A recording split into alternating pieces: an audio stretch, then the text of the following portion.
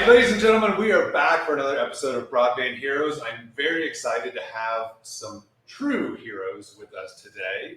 We're going to be talking about a project and an initiative that truly is mission-driven, and I think you guys will all enjoy it. So let's start off with some introductions first before we get into it. So obviously I'm Nick, but let me join as, try again here. Let me introduce Jeff, and then we'll go around. And who are you and what are you doing? All right. Well, thank you for having me, Nick. Jeff Engman. I'm the Chief Information Officer for the Southern Ute Indian Tribe, and we're also representing our broadband project, which is a massive project we're taking on for the tribe and the whole reservation. Awesome. All right. I'm Delbert Cuthair. I'm the Broadband and Digital Equity Manager for the Southern Ute Indian Tribe, Southern Ute Shared Services. Oh, okay. Hi. My name is Leah Cleave, and I'm the Business Operations Manager for Southern Ute Shared Services. And money. It's my You're money penny. CPA by trade, but I don't do much CPA-ing anymore. All right. Follow a lot of grants. Yes. And the distinguished gentleman on the end. Hi, I'm Brian Hollister, CEO of Bonfire and co-founder, and I'm excited to have you guys in today. We've been working on this project for how long? Many, many years. December of 2020? Wow. December of 2020, and it's remarkable. We started off so small, right? Mm-hmm. We had big ambitions, but we were like, what could we do? What's possible? So let's start. We'll rewind a little bit. Jeff, how did this even get started? What was the impetus for even this very large initiative? Well, it started before I even got to the tribe. I've been there about 3.5 years, but these guys started off. I mean, really, I think there was a drive before the pandemic to get broadband going, but it had some starts and stops, and it was difficult from hearing the history. Delbert can elaborate on the history a lot better than I can. But once we got the FCC license, it just okay, let's try and flood the reservation to cover as many people as we can. I think the pandemic did highlight major issues with connectivity. People having to, do schooling, remote schooling from parking lots, from the casino, places like that. People not really able to do remote work consistently across the board. Delbert can elaborate on the speed test mapping effort, but it came to 86% of the population didn't have greater than 10.1 speed or something like that. It was ridiculous. It was so low. It was crazy. And the biggest thing was that the start of it all was actually the FCC 2.5 gigahertz spectrum. So we had applied for it because it had come out and it was for tribal nations. So we wanted to work with that and see what we could do. And then, like Jeff said, was to flood the reservation with wireless. But then once we started working through it, Jeff came on, opened up the fire hose, and he was running from there. So a lot of fun, and it's been very interesting and very fun. How do you guys define, because obviously you're trying to bring equity to the reservation. What is equity to you guys? What's the end result that you want at a truly at a household level? I mean, people being able to use their cell phones at their houses. That's pretty basic. It's a pretty basic need for people. Being able to hook up to the internet to communicate socially, to be able to work remotely, to be able to do telehealth appointments. A lot of that hasn't existed on the reservation since, forever. So I think COVID just really put a spotlight on that. So obviously you said you're the money lady. Yeah. So obviously we're at Mountain Connect. We talk a lot about infrastructure, and we talk a lot about the technology of how the internet works and how it gets there. But at the end of the day, it's not free. No, it's very expensive. It's expensive to construct what we're constructing, these big networks in the Rocky Mountains. It's the reality of it. Yeah, I think part of the misconception too is, a lot of people hear these big numbers being thrown out by the government and they can do all this, but they don't really necessarily have an appreciation for what it takes to do that, both from the community to the design to the build to all that. So maybe you guys can, Brian, give us a little context. So, like, there's a big giant number, but like, at the end of the day, it breaks down to a lot of little things, right? Yeah, I mean, from my perspective, what's been really amazing about this is the team has continued to evolve their vision based on new opportunities of funding. When we started off looking at wireless, because I believe the reservation covers well over 1,000 square miles, only under 7,000 total homes. So right there is your challenge, right? And so when we looked at wireless, it was because there's just no way we would ever be able to fund all of this, because I think our early estimates were like, it would probably cost about $100 million. And that just seemed unbelievably crazy and no way. And how will we do that? But how much funding are we up to now? Just under 70 million right now. And how many different grants? 9. So it's a Frankenstein, a patchwork of funding. But that's yeah. what's so amazing, right? We've just the team's had successes, and it's built onto another success and another success, and now counties are like, well, how can we've got some funding, we can contribute, and I think that's what has really been cool about this conference is there's a group of people that have been now doing this for a while, and there's another really big group that is trying to do it and about to do it, hopefully, right? So these guys have been doing it now, right? There's people connected, it's open access, right? Tribe owns this network forever. Bonfire's managing it for them, and we're opening it up. We have 2 other ISPs that ride on top of it right now, giving the consumers choice. But yeah, I mean, the original vision was a little bit of fiber and a lot of wireless. Now it's a lot of fiber and maybe a little bit of wireless, because there's still some super difficult areas to serve if we really want to be able to get ubiquitous coverage, which is the goal. So if another tribe came to you and said, hey, what have you learned from this experience? Because you obviously started before you got here, you guys have been involved. I laughed at the Frankenstein comment, that's funny, but it is complicated, more complicated than, again, people realize. What would you tell another tribe or even just another community about, here's some good lessons learned from this experience? And I know we're not done. I know you're not done yet, but so far. I'll say something. Get into good partnerships, because we certainly can't do this by ourselves, because we're only 3 people that aren't even fully allocated to this project. So we have the tribe's best interests in mind, but we don't have the expertise to run this network. So we're learning a lot. We're Nor do you probably constantly. It's fun. It's fun. I've learned a lot. But also putting one foot in front of the other, because it is a huge problem that we're trying to solve. So it can be overwhelming, but you got to hold each other's hands through the darkness sometimes. So you would tell people, have some patience? Yes. Definitely. For me, it's well, you have to learn and know what land assignments or land, easements that you're going to have to go through. Yeah. So the biggest one for us, of course, BIA takes a little bit to get through.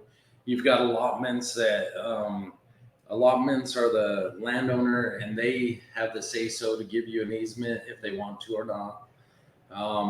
Then you've got to go through Forestry Service, National Monuments, DOT, just a bunch of different groups that you have to work with. Just make sure that you know exactly what's in that area. And right now, there's little ones that pop up like prescriptive easements that are, on back roads that are hard to find and they're not public.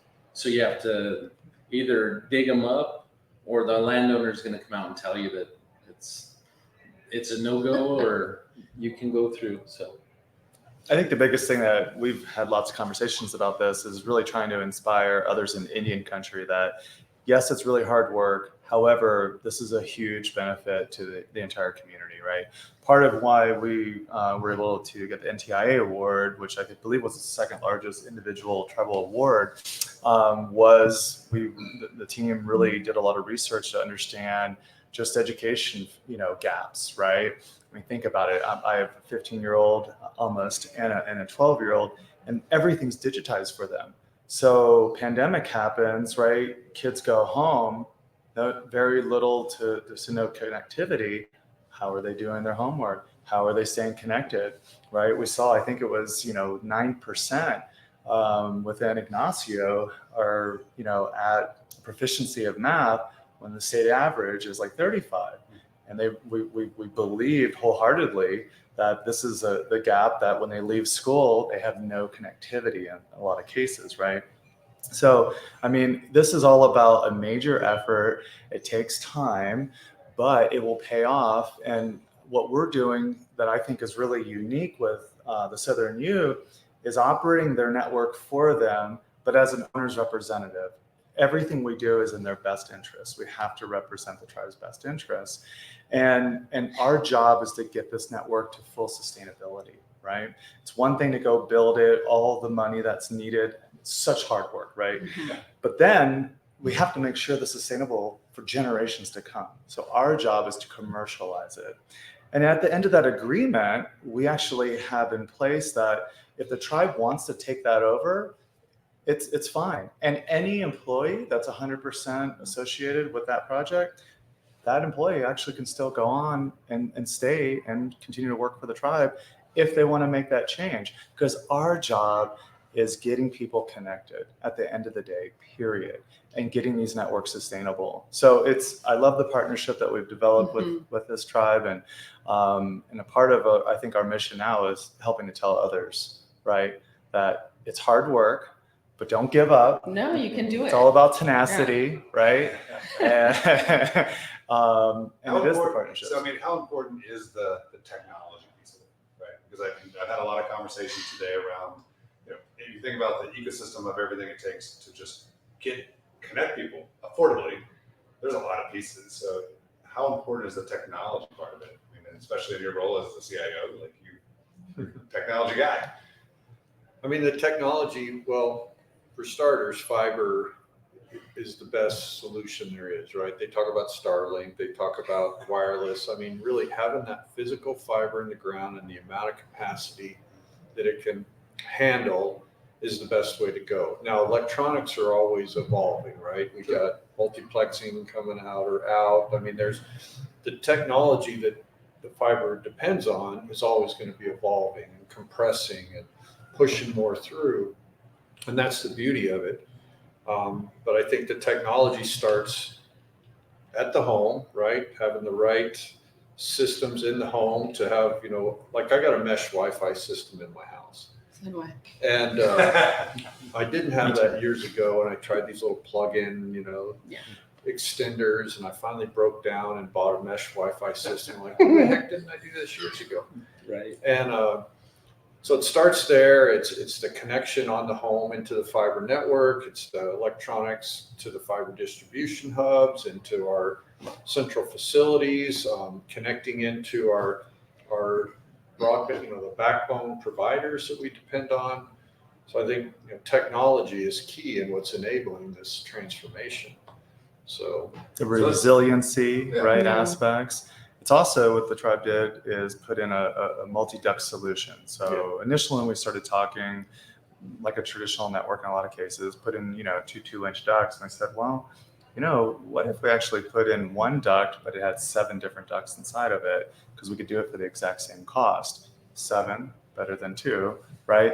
And it's like, well, what are we going to do with those ducts? He's trying to get your job now. We don't know. We don't know know. yet. We don't I know, know. but I mean, Delbert and the team have been working because one of the biggest issues is also cell coverage, right? So now they have an underlying network. Different cell providers have different requirements. Maybe they'll rent a duct, fiber. It doesn't matter. They have all kinds of options, right? And I think that was a really big and very wise decision that they did.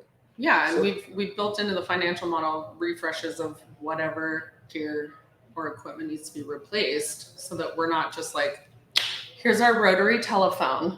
It's gonna work forever, which they do. But you want to be able to accommodate changes in technology, which are the only Very key given point. thing. Key. So let's talk about the goal of choice, right? So you mentioned earlier about obviously it's an open access network, you mentioned multiple providers. How important was that for the actual people, like in the homes? Like how important was it having a choice to them? Well, I think choice, in our area, there was plenty of wireless providers, so they did have choice. It was poor choice. Am I going to buy a Pinto or an AMC or Truck. Half of the audience won't know what that is. Yeah. I do. I got it. Just don't hit the Pinto from behind. But the issue was the middle mile fiber providers in the area were a monopoly. They were gouging the ISPs. So the ISPs, in order, I feel sorry for the old legacy wireless providers because they had to pay an exorbitant amount to get a circuit. And trying to refresh their equipment, maybe they had new equipment when they started, but they never refreshed. So there's companies still pushing 7.2 networks to bulk the county and the reservation, and so having this fiber come in and getting all this funding, we're basically eliminating these monopolies that control the high prices in the area. And I know they're responding, sort of. But that was the biggest thing for me, is breaking those monopolies up and then having the open access model and getting the ISPs on top of it. I mean, I think a lot of the ISPs that I've talked to anyway don't get the open access model. They, I talked to a guy the other day. I said, all you're doing is maintaining a billing and a customer support. You don't have to plan for capital refreshes. You don't have to plan for all these hard things and how to get, the money. That's what we're baking into the model as the owner.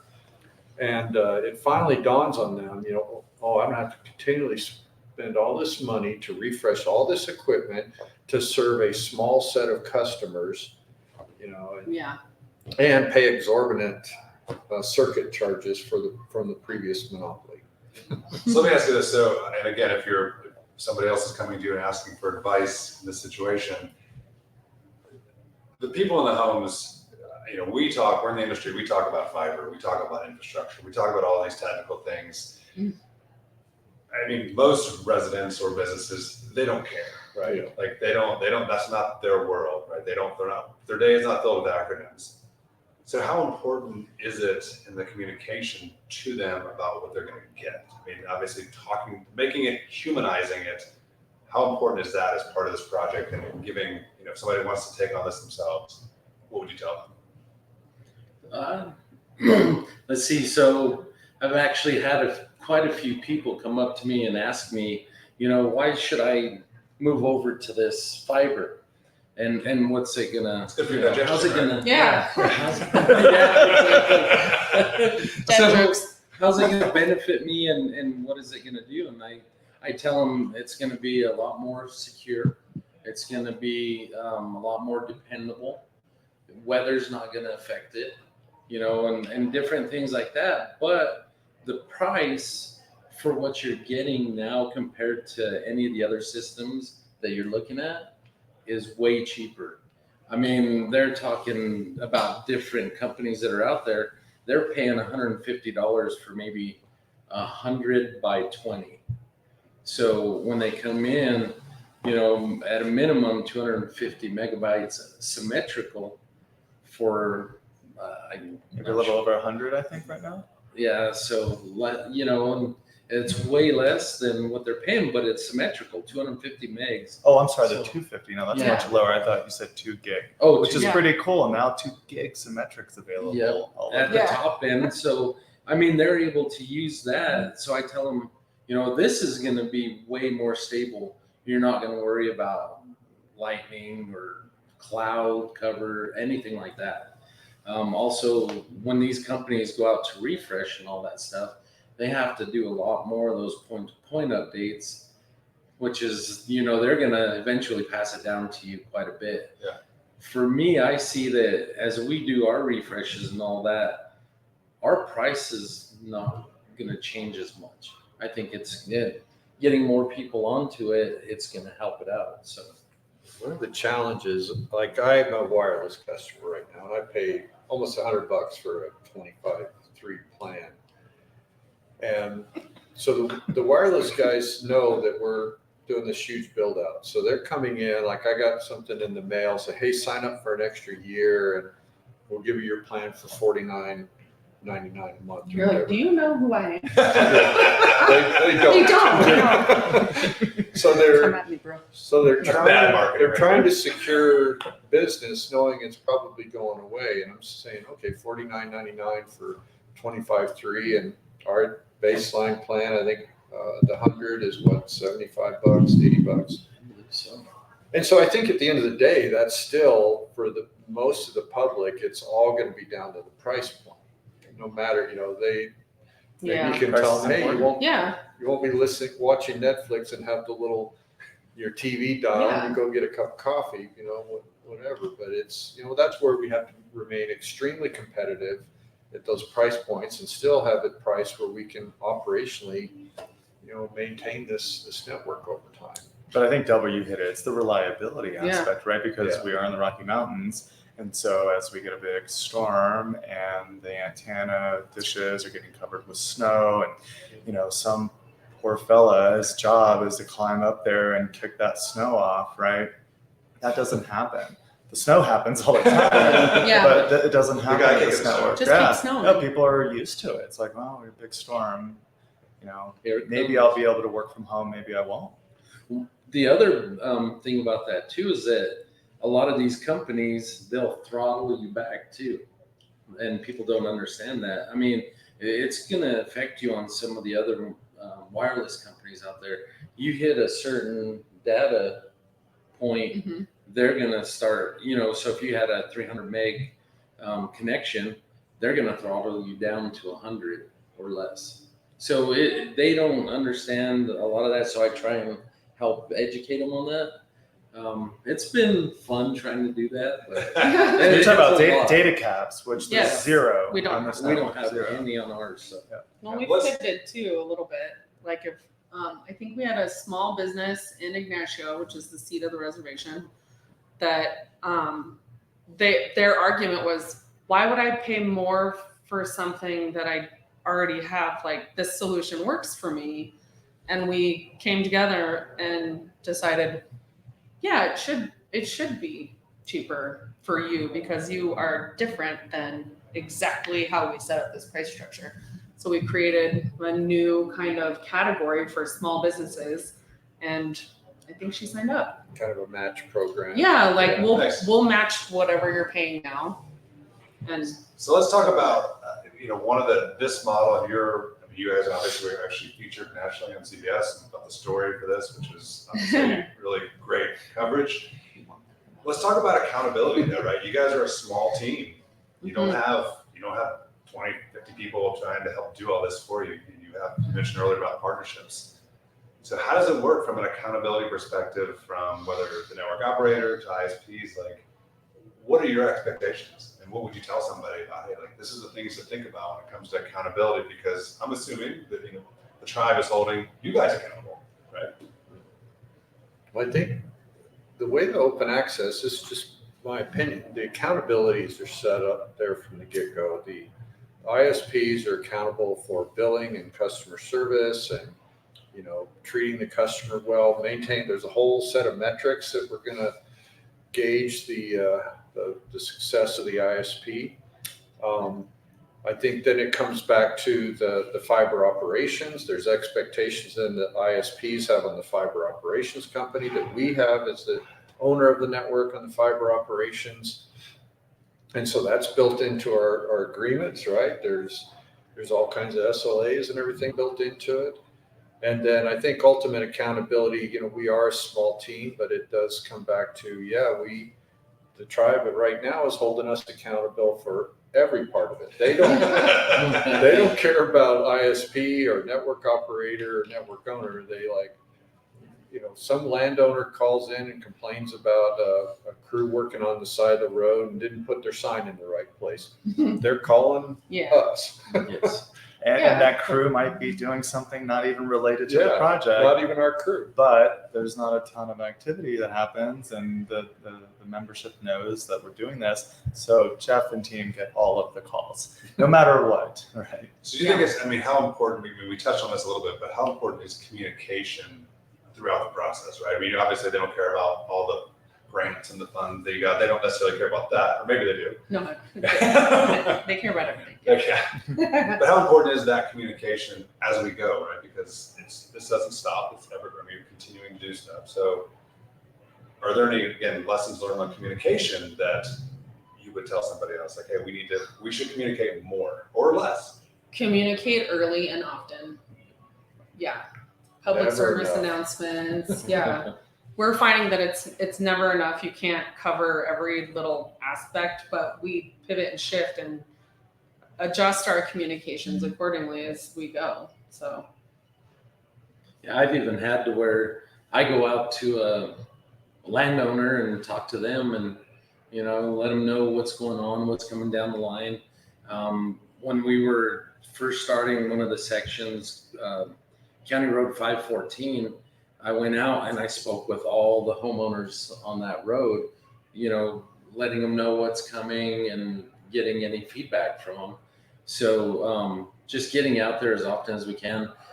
Jeff worked on a one-pager that we're shipping out to tribal council, to all the other entity directors and all that, and then out to the membership. That way they see exactly what's coming down the line. They know what to expect, because I don't know if you want to talk about this, or it's about the letting them know exactly, all right, construction happened, but you've got all these other pieces that happen before you're actually connected at the end.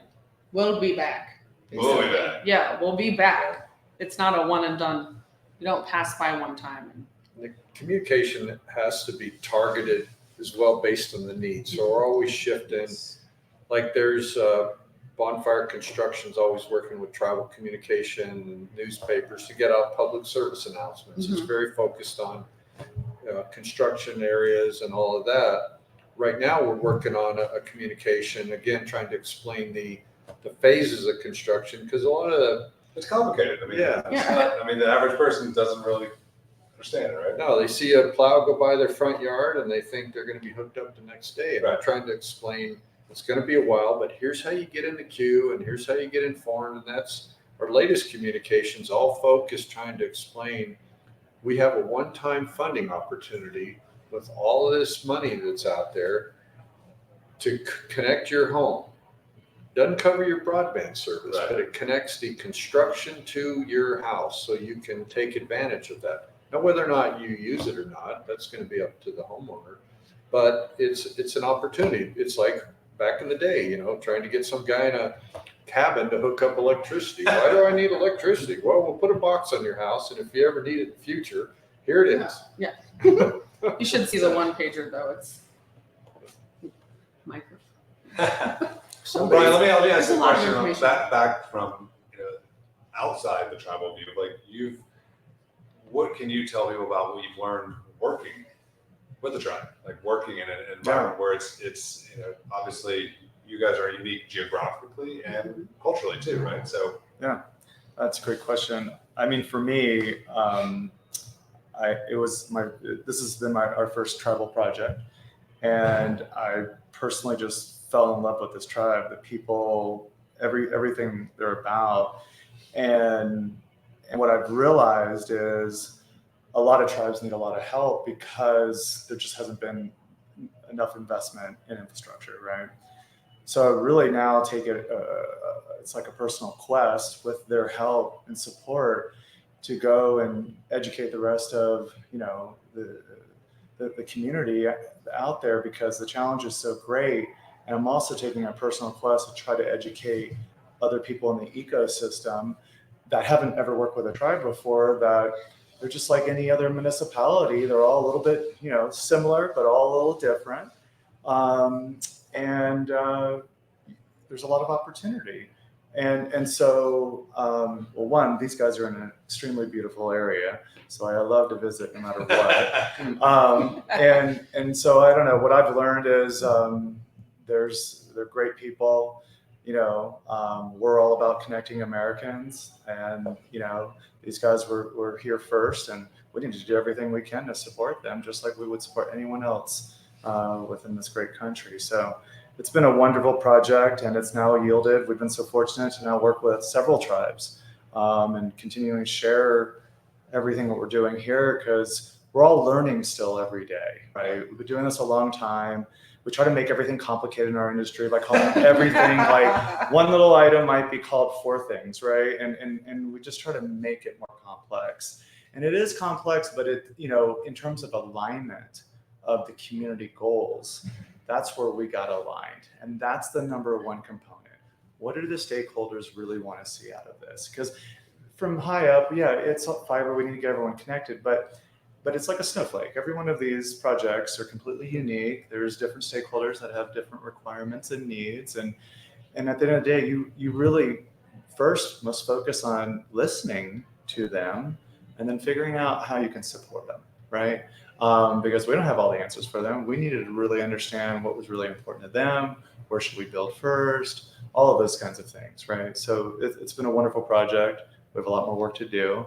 But not only on this project, but generally for just, Indian country. So I think it's good advice, man. I've talked to several people that the first step is listening, right? Everybody is a little different, and you have to understand what the goal is, and technology changes, needs change. So, it's an amazing story, and obviously it's not over, but what is next? Like, what are you guys looking forward to in the next part of this initiative, both from a community, business, technology? What are you guys excited about coming up? Lighten people up. I was waiting for you to say like, Light them up. Getting them Hooking people connected. up. Yeah. No, we've been working a long Yeah. time. And we're Yeah. now getting them on the network. We It's want more. exciting. Yeah. It's exciting, and it's cool to hear the feedback from the community too, and being asked to be on CBS, and it's fun to be a part of this. I think lighting them up is number one. We have a vision. We've got new funding. We're pushing fiber to the west side of the reservation that is massively unserved. That's going to be an amazing effort out there. We're putting in another line out east to try and build resiliency in the network. That's going to be huge. I think we got BEAD coming up. We're going to try and fill in some of the remaining gaps that we have with BEAD. But there's no guarantees with BEAD. But I think we're going to have a really compelling case. Everything I've heard at this conference, like, we seem to be in the driver's seat. I was a little pessimistic about whether we get any BEAD money. Now I'm feeling pretty good about it. Exactly. Let's not She looks confident. I don't know if I think it's gonna work. But that's kind of the next thing. If we don't get BEAD, well, we're going to have a pretty extensive fiber infrastructure, and we'll build on it, with a new wireless technology. I think we're going to get there. So one of these days, we're going to cover the entire reservation. I'm confident about that.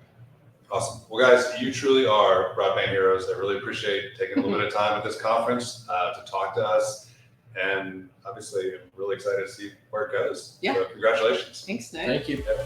Thank you.